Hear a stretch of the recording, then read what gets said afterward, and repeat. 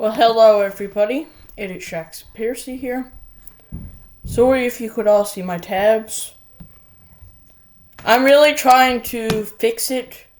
I just don't know how. I'm not the best when it comes to that type of stuff. And I'm trying to make my camera bigger. And also I want to extend a thanks to Wyatt Claypool for giving me advice and complimenting my videos. He's a great YouTuber. But, anywho, so today we are going to be talking about Steven Guilbeault, the CN Tower climber freak. Oh yeah. He was apparently having problems with Mark Carney. Who could ever guess, guys? Mark Carney got a leadership crisis with the left flank of his party. Yeah, guys, that's true. So Mark Carney's wades into deep waters of environmental regulation. But first, that's the article we're going to read today. CBC. See, guys, I know. So don't take CBC with a grain of salt, but yeah, I don't know if you've seen the CBC interview of Manitoba Wabcanoe. The interviewer was actually acting quite Tory biased for what's, not liberal propagandist. She was questioning his radical ideas. He thinks that you should be calling people racist in the house. For not even saying racist things, but, Anyways, guys. So, Guilbeault was mad at Mark Carney. They say his, I don't know what word they said, but they asked about his future, and he said, basically he said, I don't know, kind of shaked off the answer. He barely answered it. I forget the word of that, but I'm not good at English. But, yeah, so Steven Guilbeault said his political future, he basically just shrugged it off, so perhaps he's going to resign his seat. He can't really cross the floor, right? Because he would never win again. Though Elizabeth May offered him to cross the floor one time. But anywho, guys. So let's watch this interview.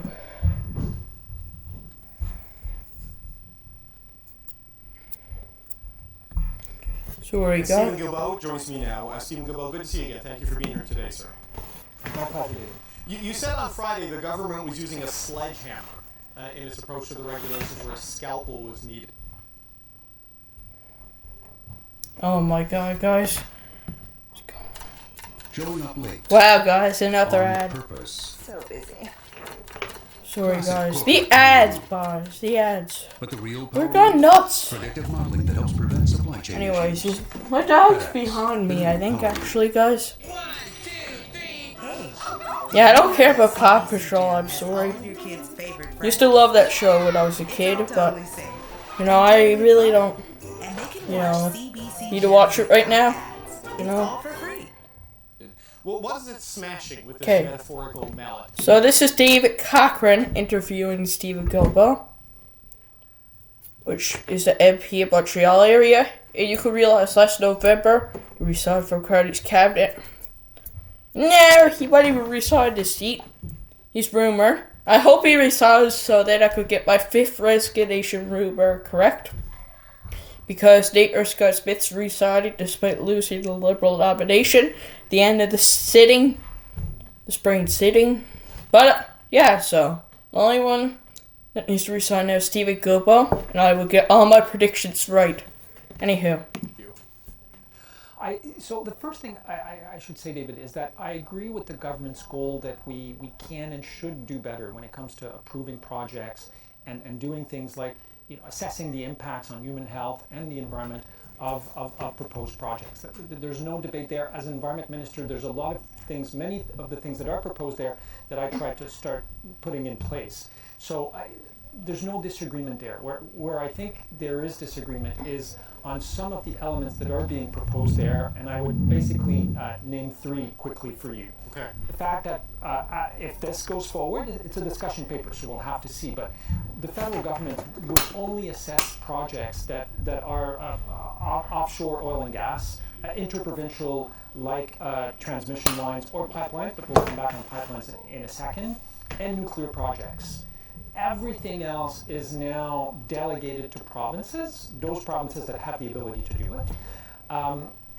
And even in the case of pipelines, the Impact Assessment Agency wouldn't be responsible to assess the impacts of pipelines, but we would give this to the Canadian Energy Regulator, which has no experience doing that and is certainly not equipped to do that.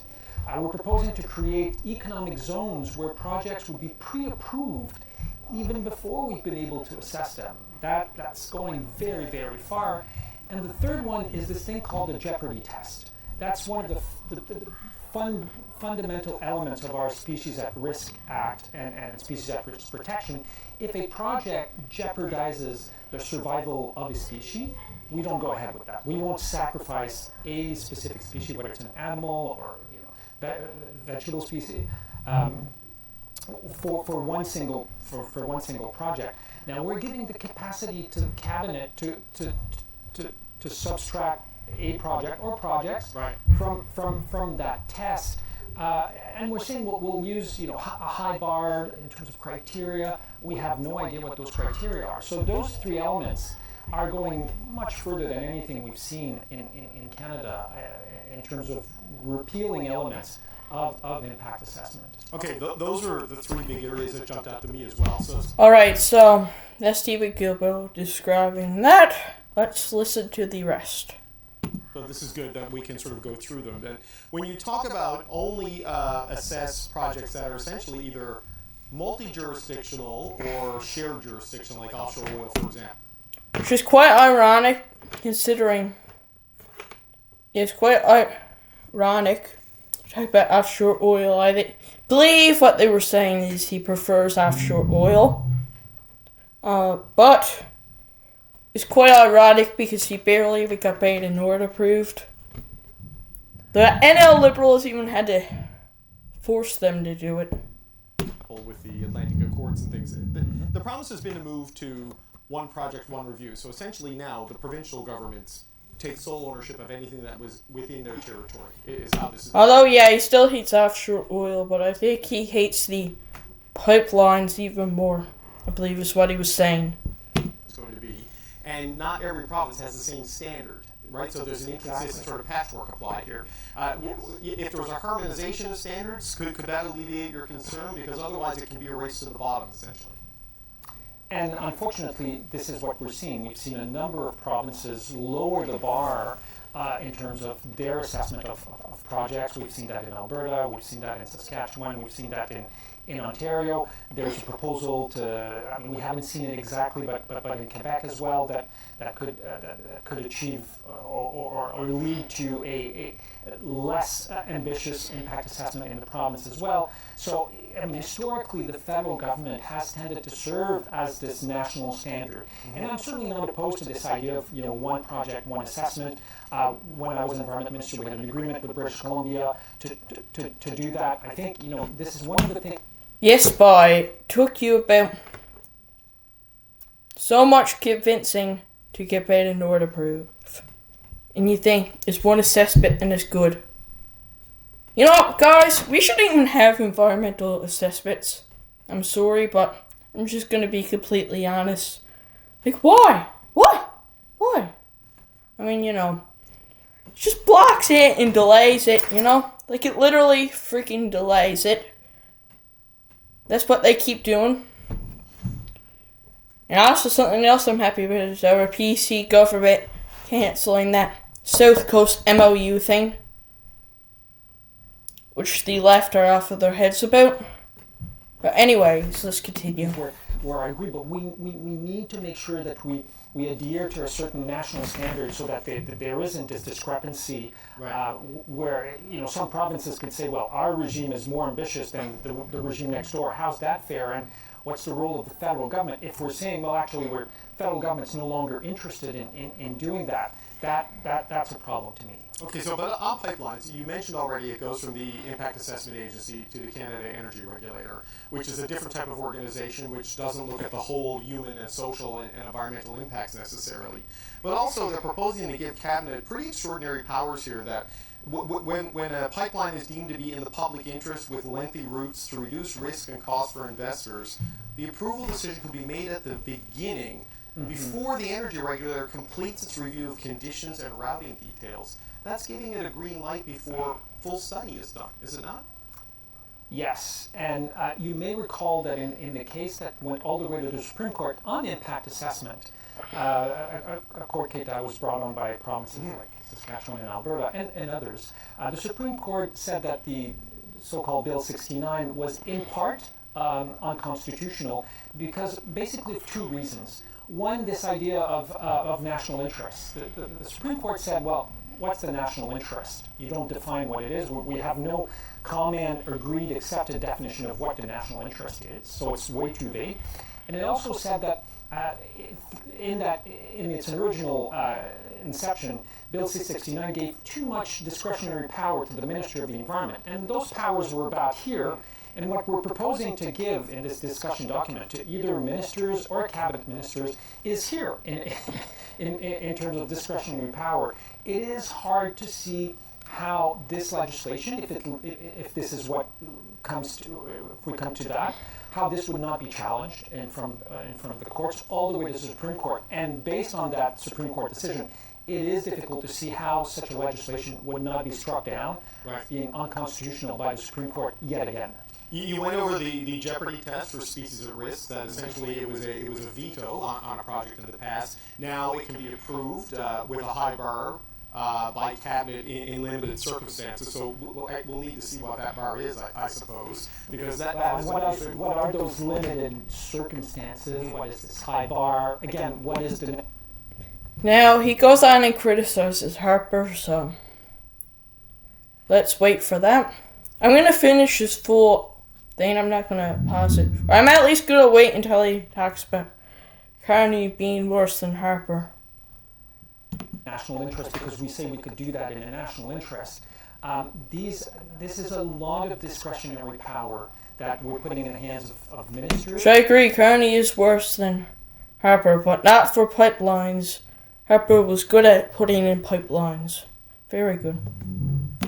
Or cabinet, and I simply don't think that our tribunals will accept that. In a country like Canada, we need to have better processes and more transparency when it comes to decision making on important issues like these ones. The economic zones, this is something Doug Ford has suggested in Ontario that would essentially allow for broad exemptions from provincial legislation in specific areas. I think he notably points to places like the Ring of Fire. There's been no technical briefing on this, and no one from the government is doing interviews, so it's hard to know exactly what they mean here.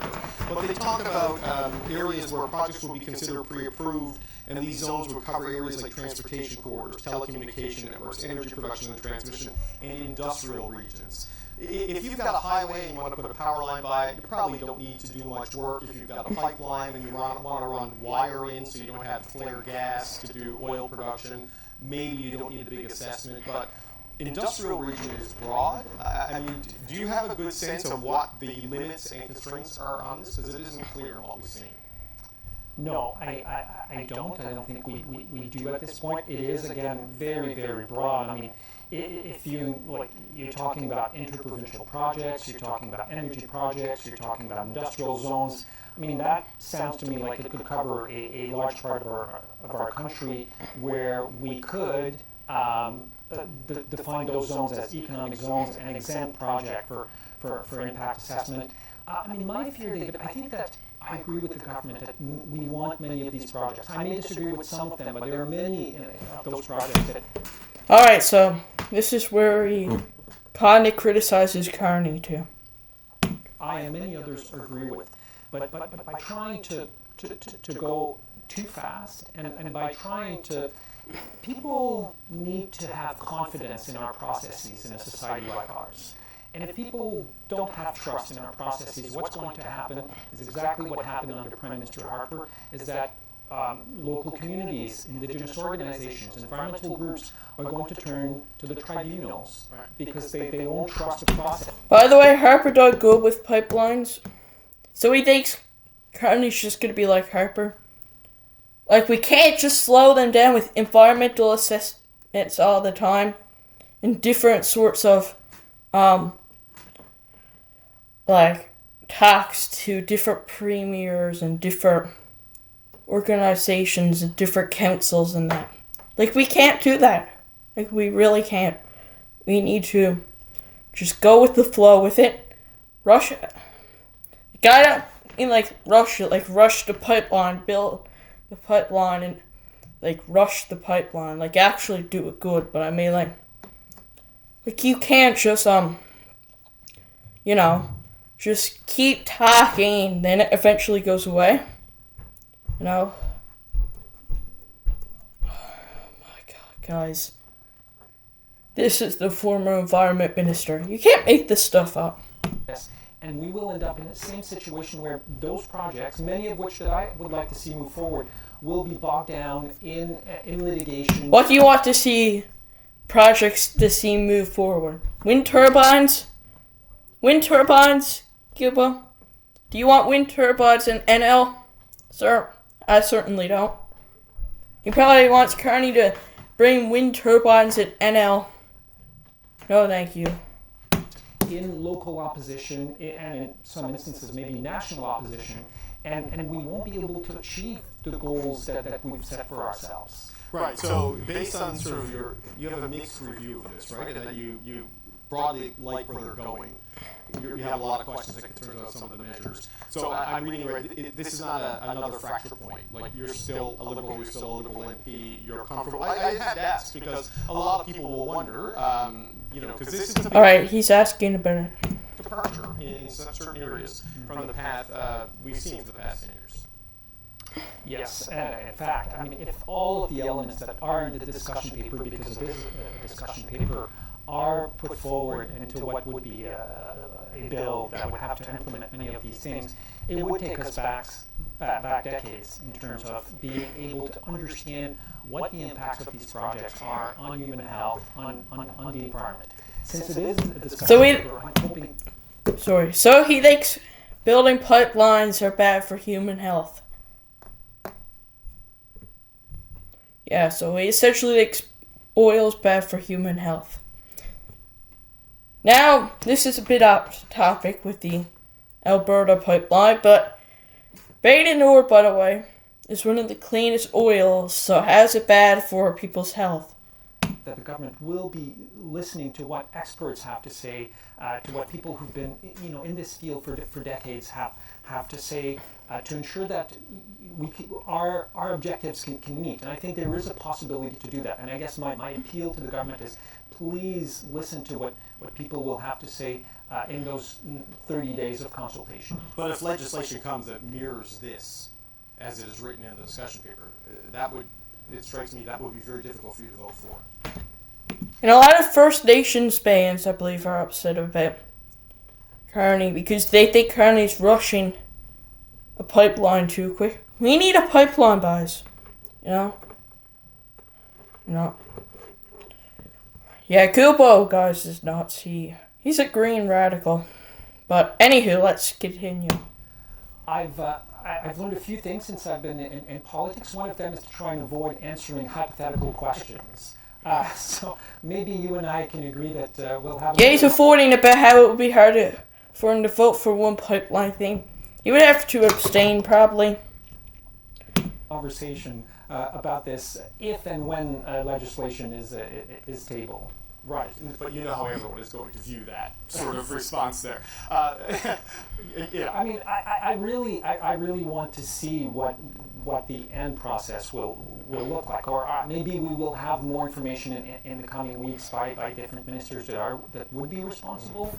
of implementing some of these elements, but right now it's a bit difficult. I mean, it is a discussion paper, so I think let's give the government a chance to perhaps further explain what they have in mind, and then we'll be in a better position to assess, how good or not good these proposals are. Okay, I've gone over time, Mr.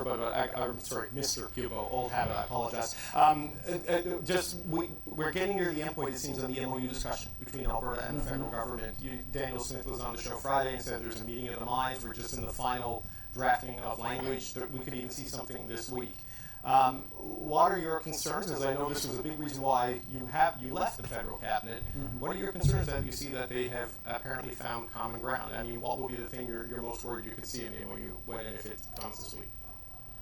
I published an op-ed in the Toronto Star a few weeks ago expressing some of those concerns. I'm obviously not against the idea of signing an agreement with Alberta on many of these things.